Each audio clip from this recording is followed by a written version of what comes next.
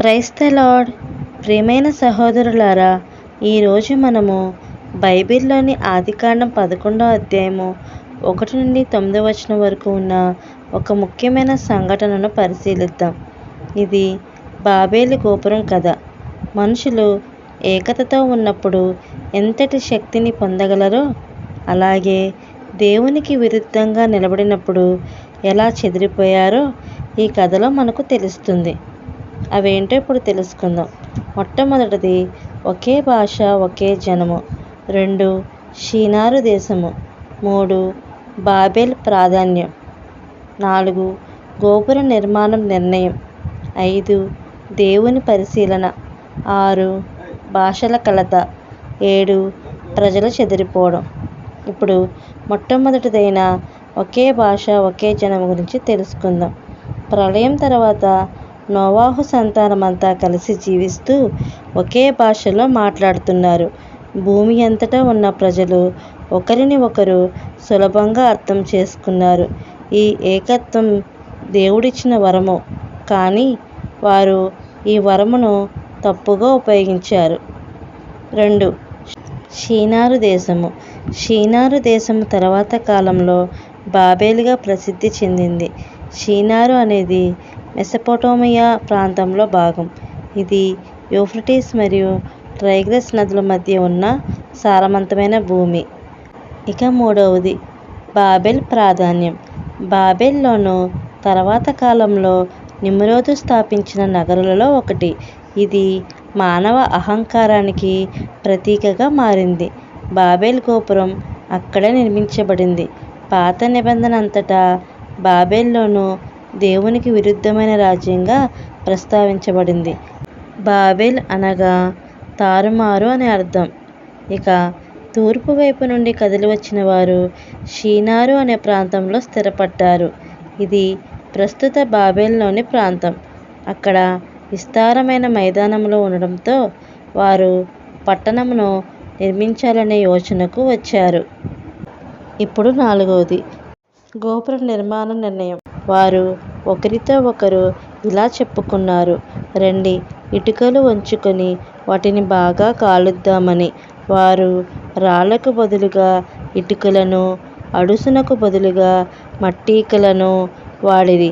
తర్వాత ఇలా చెప్పుకొనిరి, రండి మనకు ఒక పట్టణమును ఆకాశం వరకు ఉండే గోపురమును కట్టుదాం. అప్పుడు మనకు పేరుగాంచబడును. లేకపోతే భూమి అంతటా మేము చెదిరిపోతాము అని చెప్పుకొనిరి. ఇక్కడ వారు 2 విషయాలు కోరుకున్నారు. ఒకటి, వారు ఒకే భాషతో ఒకే మనసుతో స్వార్థపూర్వకంగా తమ కోసమే పేరు తెచ్చుకోవాలని, భూమి అంతటా చెదిరిపోకుండా ఒకే చోట ఉండాలని. 2 దేవుని మీద ఆధారపడకుండా అహంకారంతో గోపురం కట్టాలని నిర్ణయించారు. దేవుడు వారిని ఫలించి విస్తరించుడి, భూమి అంతటా నిండిపోవుడి అని ఆజ్ఞ ఇచ్చాడు. కానీ వారు దేవుని ఆజ్ఞకు విరుద్ధంగా తిరుగుబాటు చేస్తున్నారు. ఇది అహంకారం.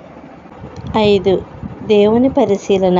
యెహోవా వారిచే కట్టబడుతున్న పట్టణమును, గోపురమును చూడడానికి దిగి వచ్చెను. ఆయన చూచి, ఇవాళ వీరంతా ఒకే జనమై ఒకే భాషలో మాట్లాడుతున్నారు. ఇది వారి ఆరంభమైతే వారు చేయలేని పని ఏమీ ఉండదు అన్నాడు. అంటే మనుషులు ఏకతతో ఉన్నప్పుడు వారు గొప్ప కార్యములు చేయగలరు. కానీ ఆ ఏకత అహంకారంతో కూడినప్పుడు అది వినాశనానికి దారితీస్తుంది. దేవుడు వారి ఐక్యత వెనుక ఉన్న అహంకారాన్ని చూశాడు. 6 భాషల కలత. దేవుడు చెప్పెను, రండి మనం దిగిపోదాం, వారి భాషను కలిపివేద్దాం, వారు ఒకరిని ఒకరు అర్థం చేసుకోకుండా చేద్దాం. ఒక్క క్షణంలోనే ప్రజలు ఒకరినొకరు అర్థం చేసుకోలేకపోయారు. కొందరు ఒక భాషలో, మరికొందరు మరొక భాషలో మాట్లాడడం మొదలుపెట్టారు. ఒకే పని చేయలేకపోయారు. గందరగోళం మొదలయ్యింది. 7 ప్రజలు చెదిరిపోవడం. ఆ విధంగా యెహోవా వారిని భూమి అంతటా చెదరగొట్టెను. వారు పట్టణమును కట్టుట మానివేసిరి. అందుచేత ఆ స్థలానికి బాబేల్ అని పేరు పెట్టబడెను. ఎందుకంటే అక్కడ దేవుడు వారి భాషను కలిపివేశాడు. బాబేలు గోపురపు కథ మనకు కొన్ని ముఖ్యమైన పాఠాలను నేర్పుతుంది. 1. అహంకారం పతనానికి దారితీస్తుంది. మనిషి తన శక్తితో దేవుని స్థానంలో నిలబడలేడు. 2. ఏకత్వం మంచిది, కానీ అది దేవునికి విరుద్ధంగా ఉంటే అది చెడు. మన ఏకత్వం దేవుని చిత్తంలో ఉండాలి. 3. దేవుని ఆజ్ఞను విస్మరించకూడదు. దేవుడు భూమి అంతటా నిండిపోవుడి అన్నాడు, కానీ వారు ఒకే చోట కూడబడ్డారు, అందుకే వారు చెదిరిపోయారు. 4. దేవుడు నియంత్రణలో ఉన్నాడు. మనిషి ఎంతటి ప్రణాళిక వేసుకున్నా చివరికి దేవుని చిత్తమే నిలుస్తుంది. దేవుడు మనుషులు అహంకారంతో తన స్థానంలో నిలబడకుండా ఆపాడు.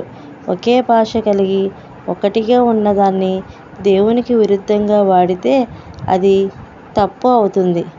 బాబేలు గోపురం వల్ల మనుషులు భిన్న భాషలు కలిగి ప్రపంచమంతా వ్యాపించారు. ఈ కథ మనకు నిమ్రత, విధేయత మరియు దేవుని చిత్తంలో నడవడం ఎంత ముఖ్యమో గుర్తు చేస్తుంది. సో ఇది ఫ్రెండ్స్, మీకు ఎలా అనిపించింది? మీకు నచ్చినట్లయితే మీరు ఇచ్చే లైక్, షేర్, కామెంట్ ద్వారా నేను ఎంతో సపోర్ట్ చేసిన వారు అవుతారు. Thank you friends. మరొక టాపిక్తో కలుసుకుందాం.